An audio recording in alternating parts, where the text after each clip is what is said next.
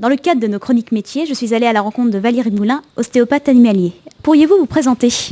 Bonjour, je suis Valérie Moulin, je suis ostéopathe équin et canin, donc j'interviens principalement auprès des chevaux et des chiens. En quoi consiste exactement votre métier ?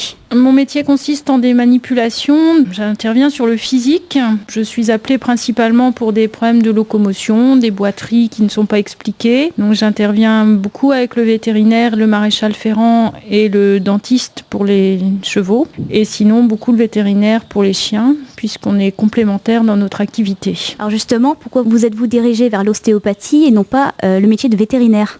Parce que le métier de vétérinaire ne correspondait pas à mes attentes et je préférais plutôt m'orienter vers des médecines plus douces, c'est pas le mot qui convient, mais peut-être moins intrusives que vétérinaire. Quel fut votre parcours ? Je suis allée me former en Angleterre pendant 4 ans. Et j'ai appris aussi dans des écuries de chevaux de propriétaires, dans des SPA, on avait des ateliers pratiques et dans des écuries de commerce aussi. Donc on a brassé énormément de chevaux pendant mes études. Et après je suis revenue en France m'installer. Est-ce le parcours type d'un futur ostéopathe ou est-ce qu'il y a aussi des écoles en France pour pouvoir se former ? Alors moi je me suis formée il y a 10 ans, donc l'ostéopathie était quand même aux prémices. Et depuis je sais que de nombreuses écoles se sont ouvertes en France.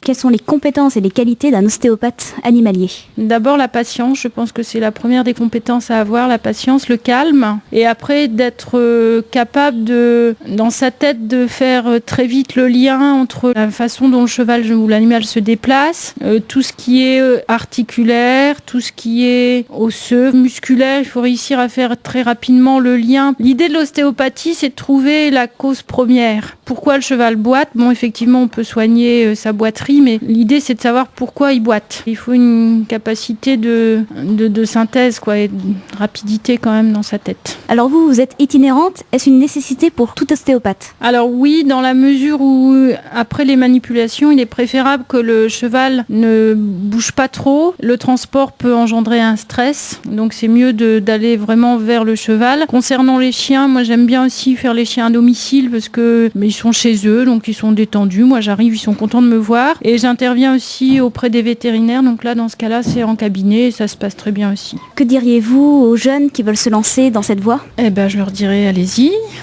Je leur dirais qu'il faut être tenace, Ce sont des études difficiles. Ça nécessite quand même beaucoup d'investissement personnel, beaucoup de travail personnel.